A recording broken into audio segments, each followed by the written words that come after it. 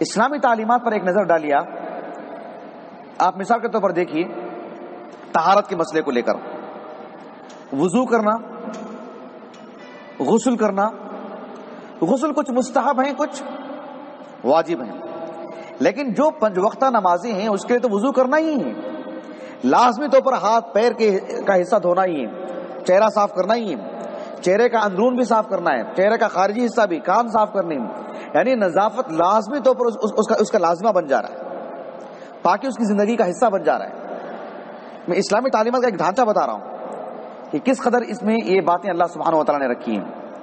آپ دیکھیے انسان سوتا ہے بیدار ہونے سے پہلے، بیدار ہونے کے بعد اسلامی تعلیمات کیا ہیں؟ ہاتھ دھونا چاہیے، کسی برتن میں ہاتھ ڈالنے سے پہلے ہاتھ دھو لینا چاہیے، اسلامی تعلیمات بتا رہا ہوں۔ انسان روزانہ اس کا عادی ہو جاتا ہے تو گویا کہ اس کی نظافت کی ضمانت لے لیا ہے اسلام نے، اسلامی تعلیمات کا خلاصہ۔ اسی طرح سے آپ دیکھیے انسان کے سر کے بال ہیں، جسم کے مخصوص حصوں کے بال ہیں، اور یہ جو اطراف ہیں جسے ہم براجم کہتے ہیں، پور، موڑ، ان سب کو دھونے کی تعلیمات دی گئی اسلام میں، بال کو صاف صفائی کے ساتھ رکھنے کی، ترجل، کنگھی کرنا، تیل لگانا، بال کو محفوظ رکھنا، خوبصورتی سے بنانا، گویا کہ اسلام نے نظافت کا، گویا کہ یہ صحت کا راز ہے نا، صحت کا دخل ہے اس میں، کپڑوں کی صفائی کا معاملہ ہے، کیوں؟ اس لیے کہ اس میں صحت کا دخل ہے اس میں۔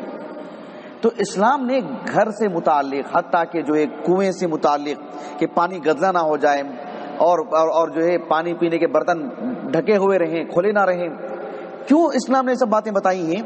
اس لیے کہ ان سب چیزوں کا تعلق ہماری صحت سے ہے۔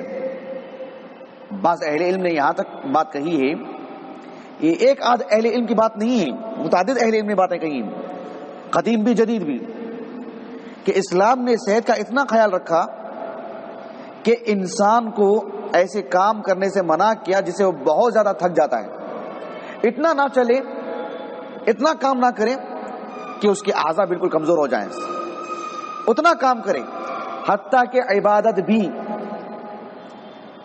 بھی اتنی مسلسل نہ کرے کہ جس سے وہ مریض بن جائے۔ صوم وصال سے منع کیا، بغیر افطاری کے روزہ رکھتے جائے آدمی مسلسل، پوری رات قیام کرنا اسلام نے منع کیا اس سے، کیوں؟ اس میں کئی چیزیں، اس میں ایک بات یہ بھی ہے کہ اس کی صحت متاثر ہوگی، اسلام نے ایسی تعلیمات ہی نہیں دی ہیں جس سے اس کی صحت متاثر ہو جائے، صحت کا اتنا خیال رکھا ہے اسلام نے۔ آپ حدیث میں ہم پڑھتے ہیں سنن الفطرہ، ناخن کاٹنا، مخصوص اعضاء کے بال کاٹنا، اور دیگر صفائی کے جو معاملات ہیں، ختنہ کرنا وغیرہ، سنن الفطرہ کو سنن یعنی یہ فرائض ہیں، عبادات کا حصہ ہیں، وہ 40 دن کے بعد بال کاٹنے چاہیے، اس کے اندر ناخن کاٹ لینے چاہیے، یعنی نظافت کا اتنا اہتمام کہ اس کی صحت باقی رہے، یعنی اسلام نے اس کو واجبات میں سے رکھا ہے، اس کو سنن کہا اللہ نے، تاکہ ہماری صحت متاثر نہ ہو، صحت باقی رہے۔ اہل علم کہتے ہیں، قدیم علماء میں سے بھی بہت سارے، آپ تفاسیر کی کتابیں اٹھا کے دیکھیں، آپ اہل علم کہتے ہیں کہ اللہ سبحانہ و تعالیٰ نے یہ جو بات اپنی شریعت میں بیان کی ہے کہ ایک شخص حالت سفر میں روزہ افطار کر سکتا ہے، ختم کر سکتا ہے، بعد میں رکھ لے، مریض ہے رمضان کے روزے بعد میں رکھ لے، کیوں؟ اس لیے کہ اس کی صحت ضروری، اس کی صحت ضروری، اس کی صحت متاثر نہ ہو۔ کتنی بڑی بات ہے، سبحان اللہ العظیم، کہ رمضان میں روزہ نہ رکھے، اگر وہ حالت سفر میں نہیں رکھ سکتا ہے، مریض ہے نہیں رکھ سکتا ہے، نہ رکھے، کیوں؟ صحت بہت اہم چیز ہے اس کے لیے، صحت کا اتنا لحاظ اسلام میں۔ اسی طرح سے آپ دیکھیے ایک خاتون حالت حیض میں ہوتی ہے، اس پر نماز ہے ہی نہیں، کیونکہ نماز کے لیے طہارت ضروری، اس دوران میں وہ غسل کر کے یا وضو کر کے نماز پڑھے گی، کتنے مضر اثرات ہوں گے اس پر، کتنا نقصان ہوگا اس کو۔ مزید غور کریں گے طبی اعتبار سے جو عورتیں محسوس کرتی ہیں وہ نقصان ہی نقصان ہے۔ اسلام نے صحت کے خاطر نماز تک کہ ان کو اس اسنا میں، اس دور میں ختم کر دی، روزے کو ختم کر دیا، اور اس کی قضا بعد میں کر لیں۔ اللہ رب العالمین نے صحت سے متعلق اتنا اہتمام فرمایا۔ اللہ رب العالمین نے ایک حج کرنے والے عمرہ کرنے والے کو حالت احرام میں بھی اگر اسے اتنی تکلیف ہو رہی ہے، کچھ فاسد مادہ نکالنا ہے اس کو، جیسے بال میں نقصان ہو رہے ہیں تو بال نکال لیں، حالت احرام میں بال نہیں کٹنے چاہیے، لیکن اسے تکلیف ہو رہی ہے اسے بال نکال لیں، لیکن فدیہ دے دے، روزہ رکھ لے، صدقہ کر دے، قربانی دے دے، جانور کی فدیہ دے دے، لیکن وہ اس کو ختم کر دے، اسے باقی نہ رہے۔ کیوں؟ صحت ضروری۔ اسلامی تعلیمات کا نتیجہ بتا رہا ہوں میں آپ کو۔ ایسی بہت ساری چیزیں ہیں جسے اللہ سبحانہ و تعالیٰ نے اس معاملے میں روا رکھا ہے۔ کھانے پینے کی اشیاء لے لیجیے، اللہ نے حرام چیزوں کو، خنزیر کو، شراب کو، مردار کو اللہ نے حرام قرار دیا ہے۔ اب تحقیق جاری نہیں ہے، تحقیق بہت ہو چکی ہے اور مزید جاری ہے، بہت تحقیق ہو چکی ہے کہ خنزیر کھانے کی وجہ سے انسان کے اندر کتنے جراثیم پیدا ہوتے ہیں جو اس کے لیے حق میں مہلک ہیں، اس کے حق میں نقصان دہ ہیں، صرف روحانی اعتبار سے نہیں، جسمانی بدنی اعتبار سے بھی۔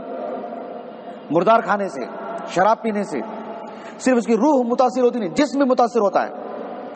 اسلام نے ایسی غذاؤں کو حرام قرار دیا۔ اسلام نے ایسی غذاؤں کو مطلب ابھارا استعمال کرنے کے لیے، جیسے کلونجی ہے، زمزم ہے، شہد ہے، ابھارا، اس کے فضائل بتائے، اس کی اہمیت بتائی اسلام نے، تاکہ اس کے ذریعے سے انسان کی صحت بحال رہے، متاثر نہ ہو۔ تو آپ سبحان اللہ دیکھیے اسلامی تعلیمات کا معاملہ کیسے ہے۔ حتیٰ کہ آپ دیکھیے کھانے پینے کے معاملے میں بھی اسلام نے میانہ روی کو اپنایا۔ اتنا نہ کھا لے، اتنا نہ پی لے کہ جو ہے اسے سانس لینا مشکل ہو جائے، سانس لینا مشکل ہو جائے، پھر اس کا چلنا پھرنا مشکل ہو جائے، لیٹا ہوا ہے جلدی سے بیٹھنا مشکل ہو جائے، اس کو چلنا پھرنا مشکل ہو جائے۔ کہا کہ نہیں، اتنا کھائیں جس کی آپ کی صحت باقی رہے، جس کے آپ کے سارے کام آپ ایکٹیو رہ سکیں۔ یہ اسلامی تعلیمات کا نتیجہ ہے، سبحان اللہ العظیم۔ اسی لیے